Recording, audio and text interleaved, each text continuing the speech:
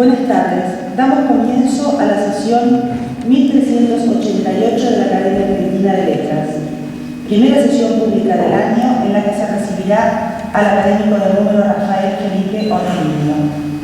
Asisten en representación del Intendente de General Pueyrredón, la Directora General de Cultura, Ana Slavin, la Directora General del Libro de la Ciudad de Buenos Aires, doctora Alejandra Ramírez, representantes del Gobierno de la Ciudad de Buenos Aires, representantes de universidades nacionales y los señores académicos: José Luis Moura, presidente; Norma Canicaburo, secretaria general; Rolando Costa Picasso, tesorero; Rodolfo Moda, Santiago Kovadlov, Antonio Requeni, Jorge Cruz, Pablo Caballero, Noemí Mula, Rafael Felipe Ortelino, Santiago Silvester, Ana Vizquez y César Aníbal Fernández.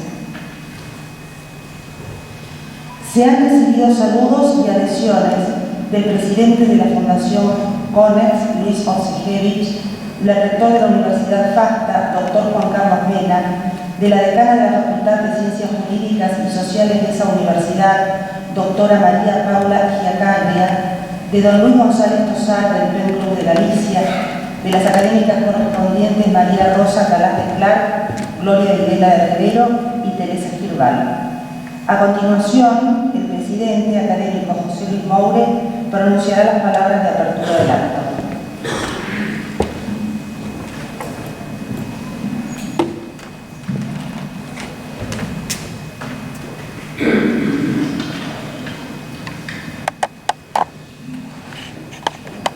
Buenas tardes. La incorporación de un nuevo académico es siempre un acto feliz y auspicioso. Feliz porque significa la presencia de un nuevo integrante en el cada vez más ceñido ámbito de las altas letras, entendidas como una dimensión de la belleza, tan a disgusto hoy en la banalidad de buena parte del mundo que lo ofrecemos. Auspicioso porque preserva, remozando sus fuerzas, la continuidad de esta institución de 84 años. Rafael Felipe Ortelino, el académico que hoy se incorpora formalmente, es un hombre del derecho y de la poesía. ¿Cómo habrá hecho, nos preguntamos, y no seremos seguramente los únicos, para hacer convivir esos dos intereses que parecerían desplazarse por andariveles tan diversos? Una disciplina consagrada a regular la vida y actividades del hombre en la sociedad y sus intereses.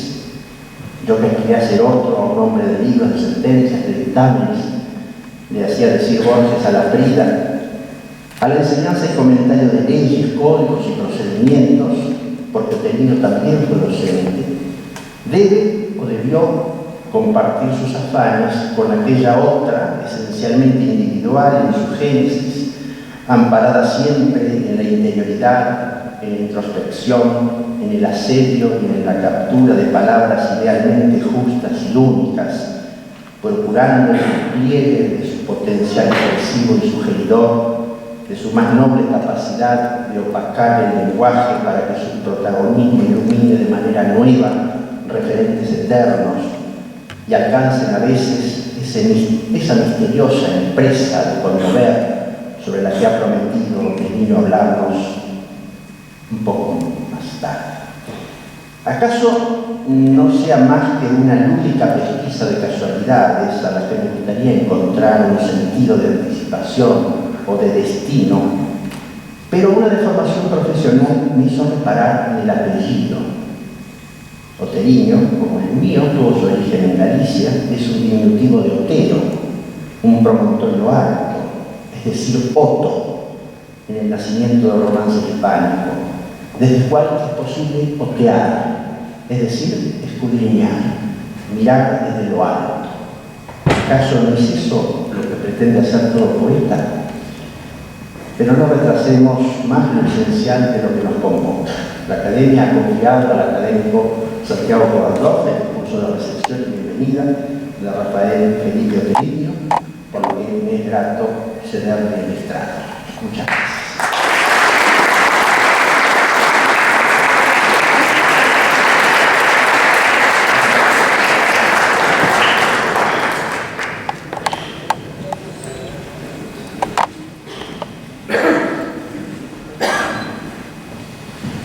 Muy buenas tardes.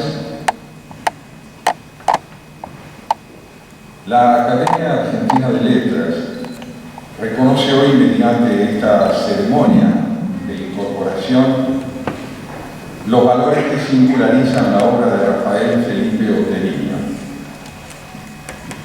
A la vez, esta corporación reconoce en esos valores aquellos ideales y principios a cuyo servicio ha puesto su faena diaria desde el día de su fundación: el apego a la palabra pulcra, la convicción de que la lengua, más que un medio de comunicación, es un recurso a través del cual el hombre lleva a cabo su constitución subjetiva, tanto como el fortalecimiento de su don para la convivencia en el marco del diálogo y del respeto por el prójimo.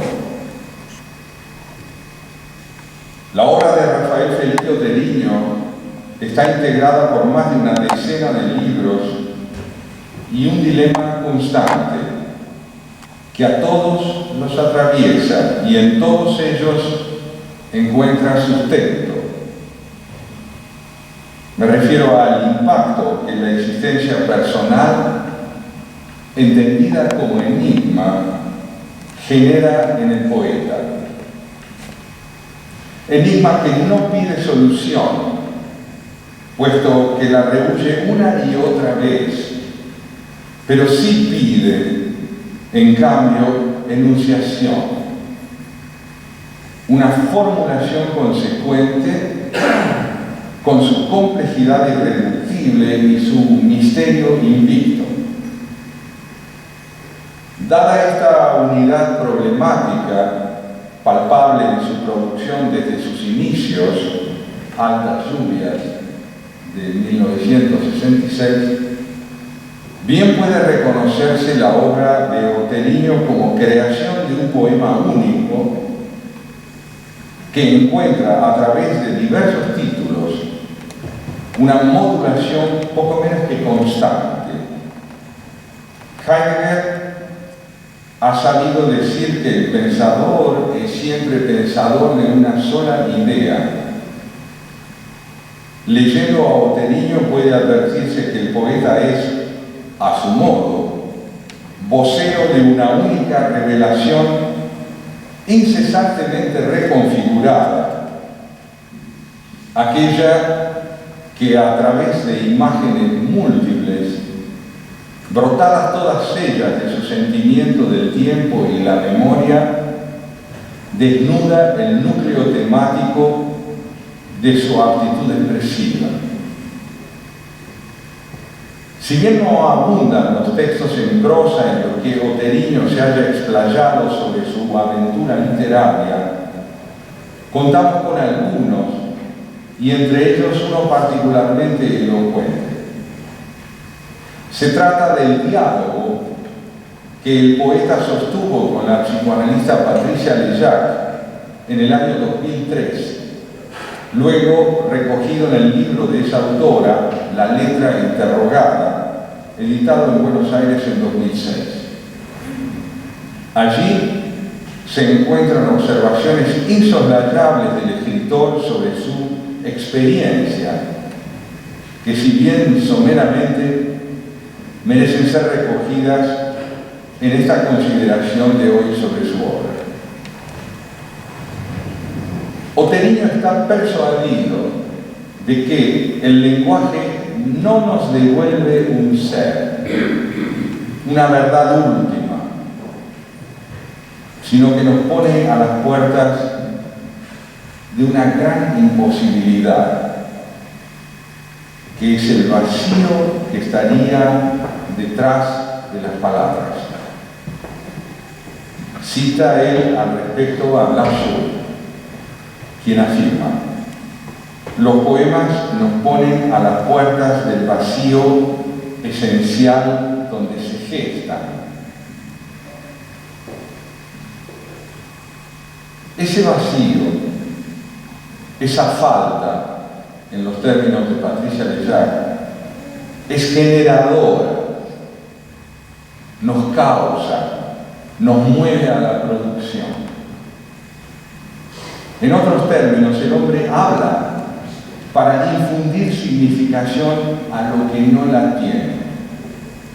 Significación que su sensibilidad pide, reclama, sin desoír por ello la voz de lo inefable. El hombre habla para inscribir de algún modo lo imponderable en el decir. Responde con el lenguaje a la experiencia primordial del vacío de significación y como poeta trata de que su palabra no apague ese primer impacto de lo inconmensurable en su sensibilidad. Nombra, digamos entonces, para llevar a cabo una tarea paradojal, impedir que lo real escape a la enunciación e impedir que la enunciación presuma haber atrapado lo real, ese infinito, en sus palabras. Trata en suma de conciliar lo indecible y lo decible. Vamos a ilustrar esta reflexión con un primer poema. Se trata de El nadador e integra el libro Rara Materia de 1980.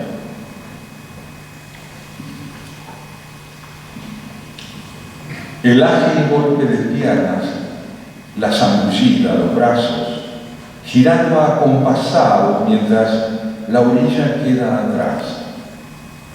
Demostrarían a primera vista felicidad, triunfo sobre lo natural estable. Solo que el cuerpo ignora 70 metros de oscuras aguas debajo y peces que ríen del esfuerzo torpe, sin dirección, y barcos que se bambolean repitiendo todo vuelve a sus legítimos dueños, y liquen el ganado por una pereza fantasmal, y la estrella, por fin, en el lecho que tanto buscó, mientras en la superficie el nadador nada.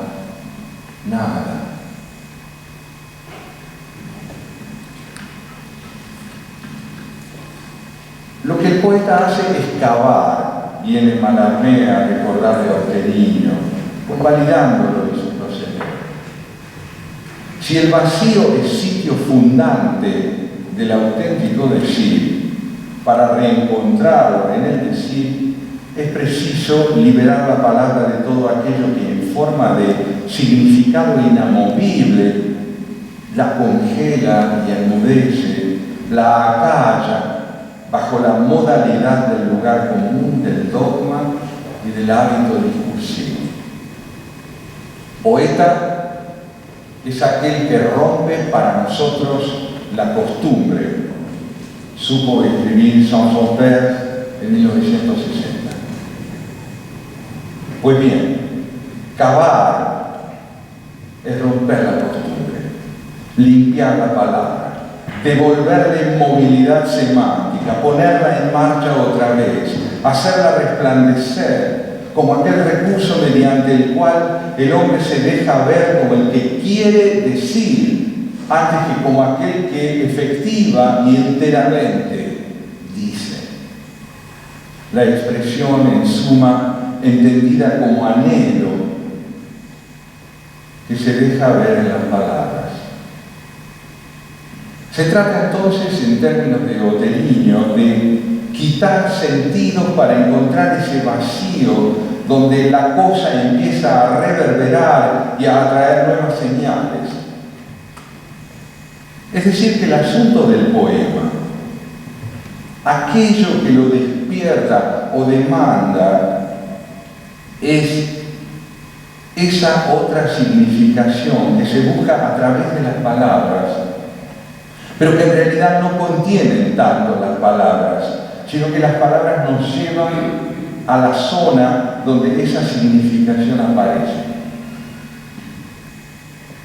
Vocación poética no quiere decir entonces sino eso, saberse llamado hacia esa zona, como la nombra el autor de Rara Materia, en la marcha que el poeta emprende en respuesta al llamado que lo convoca, es donde va liberándose del lenguaje prestado, de ese lenguaje que nos impone la subordinación a significados cristalizados por el uso, que se ha vuelto insensible a su propia pobreza y a su función carcelaria. Lo que hace la poesía, afirma Oteniño, es traer algo que empieza a existir a partir de las propias palabras que lo enuncian. No hay algo atrás preconcebido. O sea que la expresión poética lo es cuando lo que nombra se sostiene en la expresión y solo en ella, sin remitir a nada exterior que revista el carácter de preconstituido o de referente externo, ya inscrito en una significación precedente. Sin abusar de la comparación, podría decirse que el proceso poético es, en su proceder, similar al genesíaco. Dios da vida a la luz en el acto de nombrarla. Nada había previo a ese nombrar que mereciera el nombre de luz. El poeta no designa lo que hay, designa para que haya. Solía decir Picasso que él no pintaba sillas porque ya las sabía. Y de igual modo que las cosas designadas, el poeta también pasa a existir como tal por obra de su decir. Su decir hace de él quien es. El poeta escribe para constituirse como tal, así como, según Oteniño, uno termina comprendiendo que la realidad no existe fuera de las palabras. Así también el poeta termina comprendiendo que la suya es, y solo es, una realidad verbal. ¿Qué quiere decir cuando se afirma que la realidad no existe fuera de las palabras? Seguramente que para el hombre lo real es inteligible como significación, sea esta cual fuere y no de otro modo. Ahora bien, lo real en el lenguaje puede irrumpir de dos maneras, ya sea como lo que roza a la significación y a la vez la excede, o bien como lo que irrumpe rígidamente en una acepción que se quiere fija, inmovilizada, totalizadora, como si el significado que en cada caso se le atribuye pudiera caber en ella por entero. Donde esto último ocurre, la poesía muere. No por otra razón, los totalitarismos combaten no solo el pensamiento libre, sino también la poesía, ya sea subestimándola, ya prohibiéndola o censurándola.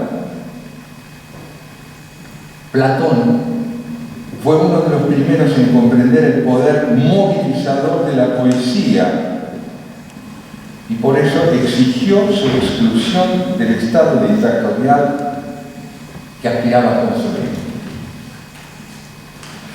El poeta es democrático por naturaleza, pues si hay algo que no se arroga es el monopolio de los significados, una presunta comprensión última de lo real.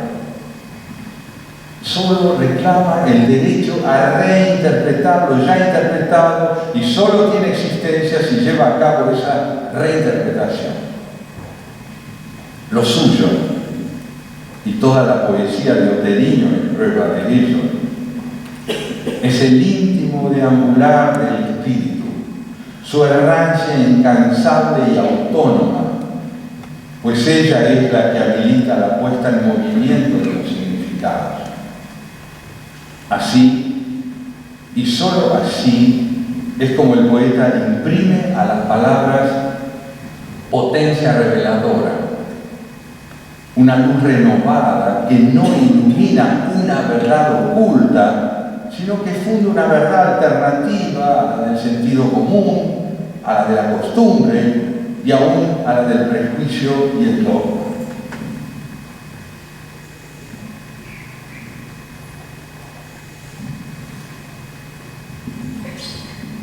El poeta es quien es porque no puede vivir sin las palabras, y al unísono el que no ha logrado adueñarse por completo del lenguaje.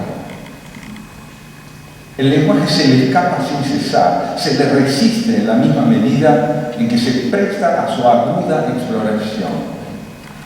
Le oferta su riqueza en la misma medida en que se niega a entregársela, acantonándose en significaciones calcáreas, inamovibles, bajo la forma de una significación que se propone como inequívoca y última. Cada palabra le brinda y lo priva de lo que le brinda. Por eso en él, ellas no son sino tenues insinuaciones que le susurran al oído algo que el poeta no termina de entender, tal como ocurre en el cuadro memorable de Rembrandt, donde Mateo escucha al ángel de la inspiración sin alcanzar a discernir cabalmente lo que oye. El tejido del poema, prosigue diciendo Teriño en su diálogo con Patricia Millar, es una red que deja pasar vida, que deja pasar mundo, pero algo retiene. Y eso que retiene es tal vez lo que buscamos, eso insospechado, eso imponderable. ¿A dónde va el poeta con su poema? No lo sabemos si su designación es lo imponderable. Sabemos ya, en cambio, de dónde se va, de dónde se aleja. Se va del reino de la claridad convencional, se aparta del espejismo de la certeza. En el poeta se quebranta el encierro impuesto a las palabras por el movimiento que ha cesado, por lo presuntamente resuelto. El poeta le cederá así la palabra a lo irresuelto, a lo que pide sin descanso, tarea interpretativa. Oteriño lo sabe, claro. En ese mismo libro ya citado, Rara Materia, puede leerse un poema cuyo título es La Escalera. Allí dice a las claras sobre la transfiguración de lo previsible y familiar en imprevisible y súbitamente extraño, sobre lo resuelto que de pronto cede, se quiebra y deja de ser.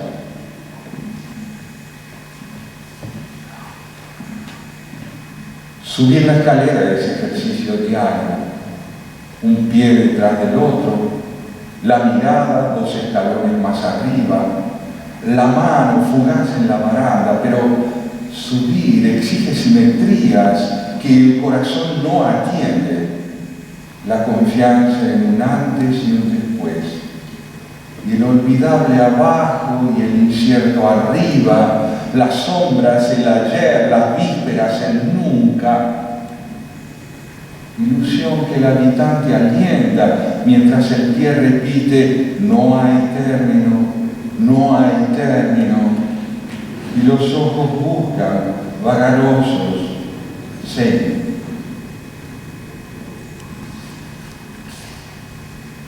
Hay asimismo una convicción que, si bien Oteriño llama provisional, pone de manifiesto una necesidad que nuestro poeta comparte con Roberto Juárez. Es la siguiente: me gustaría desechar provisoriamente por lo menos la ubicación de la poesía dentro de las bellas artes y aún dentro de la literatura. Uno no es un hacedor de productos estéticos. Uno no es un hacedor de literatura, como tal vez en el sentido más convencional podría serlo un narrador que inventa historias y las cuenta. El poeta no entretiene. El poema es una exploración profunda de la vida, que en definitiva lo que hace es hacerle posible la vida a él, al poeta.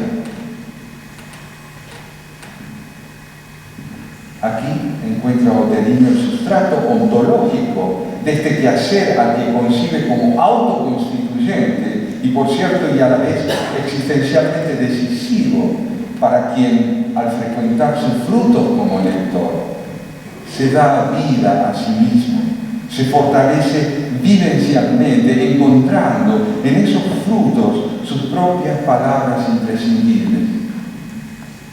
Por eso, porque llama a una labor autoconstituyente, la poesía no distrae ni invita a la distracción característica del entretenimiento. ¿Acaso por eso también? Porque carece del ingrediente de un argumento atrapante y porque pone en cuestión todo saber previo, la poesía no puede sino hoy contar con una extendida impopularidad.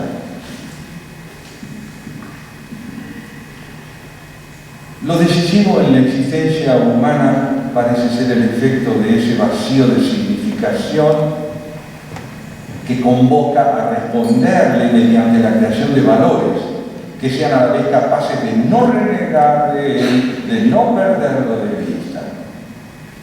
El lenguaje poético despliega en su empeño elocutivo ese doble menester: no ceder de la última palabra a la nada e impedir a la vez que la nada sea ausente del decir, para enclaustrarse en la suficiencia del saber, de lo ilusoriamente abarcable de la realidad, tal como sueña la soberbia de aquellos de quienes se burla John Locke en el siglo XVII al escribir: si la realidad no coincide con mis palabras, peor para la realidad.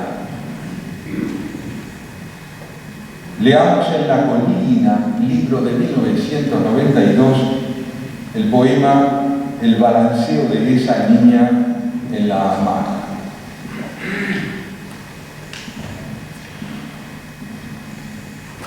El balanceo de esa niña en la hamaca me habla de la vida. Su cuerpo pendiente de una rama, sus manos aferradas al imperio del invisible azul, los pies deslizándose en el aire como en la tierra. Parece el invierno con su vara de hielo, parece el verano tan antiguo, visible, invisible, de pie hasta la flor más alta, abriendo y cerrando los ojos, queriendo llegar.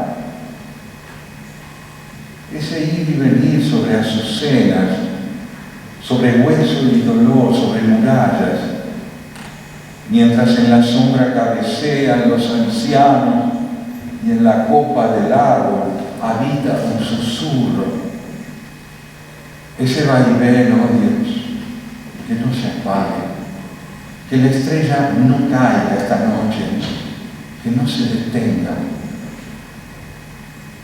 Todo desde la altura se ve, todo desde la altura se aleja. Salta en el agua un pez, hay primavera en la rama. El balanceo de esa niña en la hamaca, la vida y también la muerte en este rincón del parque.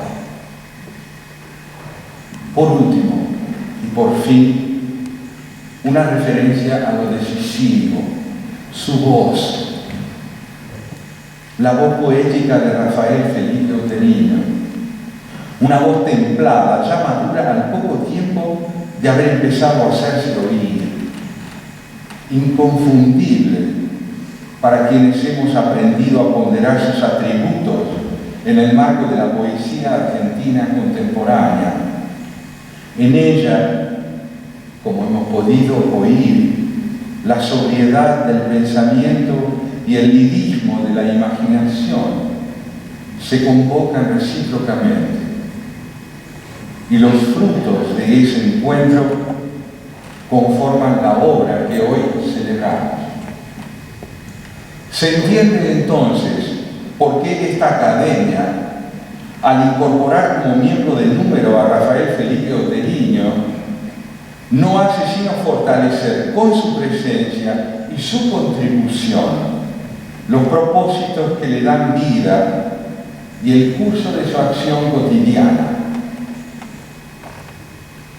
Celebremos todos con un fuerte aplauso a quien tanto le ha dado y le da a nuestro país y a nuestro tiempo con su poesía.